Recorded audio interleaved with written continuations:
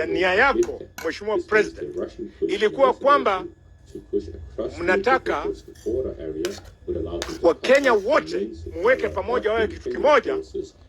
Ningependa kumwambia Rais na Raila kwamba walio wanasema mahala penye nyuki utengenezea. We can also see that the strengthening of Russian operations in the southwestern parts of kwa hiyo kitu inaitwa beehive. Walio wanasema wakati asali inaiva huwa inaiva pembe zote. Upande huu Raila asali, upande huu Ruto asali. And if indeed tunataka kuweka Wakenya pamoja, President Ruto na Prime Minister Raila, tafuteni yule mwanaume anaitwa Rigathi, mkalishe chini, msikiza anataka nini. Hatutaki aanze kusungusha siasa ya kusema kwamba Wakikuyu watengwe katika agenda ya Kenya. We want Kikuyus to be treated just like Luyas, just like Luos, just like Kalenjin, just like all Kenyans. Khalwale is telling President William Ruto, if it's an issue to do the broad-based, then Rigathi Gachagua should be part of it. You cannot impeach somebody and then come and say you want to bring other people to make it broad-based. If it is inclusivity of the entire region, the entire country, Gachagua should be part of it. Ladies and gentlemen, I'm going to do an extensive analysis today here why Rigathi Gachagua, why Boni Khalwale made that kind of a statement, yet being from the ODM, from the UDA side, and actually being a leader in the Senate from the UDA side. Thank you so much for watching my channel here. Please, if this is the first time you're watching, kindly make sure that you subscribe, like, and comment, because that's the best support you can always give this channel. And let me give you 2 seconds to subscribe before I proceed. Thank you so much for subscribing. Let me dive into the topic today. Why is it that Boni Khalwale really said that? Why is it that he stood, held the mic and spoke about President William Ruto's breadburst with Raila Odinga? We have to first say that Boni Khalwale is one of the politicians in this country that I admire. He has come out to tell William Ruto outrightly that the development we're not bringing in Western Kenya. So therefore, I take him serious. This is one guy we have not found him in any scandal. And despite being in leadership for quite some time, we haven't seen anything that actually implicates him to any form of corruption. Unless it is there, please let me know. So Boni Khalwale, because of his integrity that I've been seeing, and because of type of political leadership that he's showing, I respect and take serious every statement that he makes. Because apart from just having the powers to do things, he has an observation that reflects the ground. Very important. Now, therefore, number one reason that I pointed out here, it is that Rigathi Gachagua is a serious threat in this country when it comes to political terrain, in that he is not a man to underrate. But William Ruto is underrating him. And therefore, Boni Khalwale is warning William Ruto against ignoring Rigathi Gachagua. That was a strong warning. Why am I saying so? Boni Khalwale has a background that Gachagua is a rich man, he's an orator, and is from the mountain region, which is vast, which has votes. And if these people manage to come together and support someone else against President William Ruto with the spirit that exists in Mount Kenya, then that means William Ruto will go home. So Boni Khalwale is simply telling William Ruto one simple thing: stop ignoring this politician. That is Rigathi Gachagua. If you ignore him, it's almost a ticket that you're going home come 2027. Because it will mobilize, it will campaign, it will as well produce numbers from the mountain region. And to replace those numbers, you cannot manage.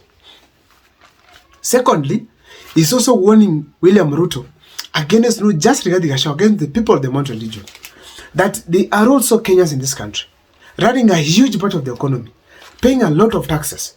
If they are discriminated in the government, the fact remains that you are messing up with the wrong people. People who can decide to come out to take you home. People who gave you the leadership in government as you speak today. Therefore, you cannot afford to ignore these people.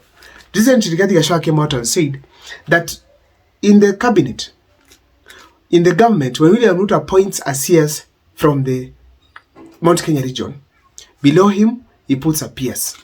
Someone who is literally running the ministry. And the PS, the CS is just there, ceremonially. He's just a ceremonial person there. He does not do so many things. And it is very clear and it's true. Why? There's a time we had issues between CS for water by then. Was it water? Yes. That is Alice Wahome and the PS. Where Alice Wahome appoints this person, the PS demotes this person, fires him. And there was a conflict and eventually this person did not survive. Secondly, recently there was Baraza, Nancy Baraza. I mean, this lady who was the immediate cabinet secretary for health. She actually did not sign a hiring letter for a certain person within the ministry, but the PS did that. Meaning that the person in charge of that ministry was not even the lady. That is where we are saying here today. William Ruto does the same thing. He puts someone, he rewards you with a CS, but below you put someone that he trusts. So that's how Rigathi Gachagua exposed William Ruto's betrayal and discrimination of other regions. So therefore, Mount Kenya being a victim, Boni Khalwale is warning him. Another thing is this. Also, Khalwale has talked about the issue to do with Gachagua going to the Naivasha. When he went to Naivasha, there were attempts to block him from going to church. That was the first thing. And that was uncalled for. Why do you block someone from attending the church service, which he is entitled to attend? If he doesn't want, he could go home. You need to give people freedom to do things the way they want. Those are some of the things that William Ruto promised not to do in the elections, where he said he was intimidated, he was harassed by the police, and his election was going to mark the end of all types of intimidation by the state agencies. But now they are continuing. As if that was not enough, William Ruto still went to ensure there was enough deployment of police officers to intimidate people in Naivasha. We saw a contingent of police officers all over the GSU and others because Rigathi Gachagua was present within Naivasha region. And actually, it's because probably William Ruto was also in the same week heading to Mount Kenya region. So when you see this kind of intimidations, they're either building Rigathi Gachagua first, secondly, they're also creating a negative picture about President William Ruto. So this kind of intimidation, it was completely rejected by William Ruto, therefore being echoed by none other than Boni Khalwale. Also, when Khalwale speaks on these cases, telling William Ruto such things, meaning William Ruto has a connection in the ground. And therefore he's telling that stop doing things without listening to the ground. Be with the ground. The ground has rejected you. The ground has rejected broad-based because you're not including everyone. Now listen to the ground. In the country as we speak today, one of the greatest mistakes that someone can ever do as a politician is to ignore the Mount Kenya ground. Mount Kenya ground dictates where leaders head. Kimani Ichung'wah is aware of that. Ndini Nyoro is aware of that. All the politicians in the mountain region, they reach a certain time, they jump ship. They have to go to where they know the ground is. And as a result, William Ruto must listen to the ground. If he does not, he's going to be isolated in 2027. More especially if he does not go well with Raila Amolo Odinga. He will not have allies on board. So therefore, William Ruto is being warned by Boni Khalwale that stop ignoring the voice of the people. Lastly, if you see Boni Khalwale speak, there's some doubt on what is the intention of the broad-based government.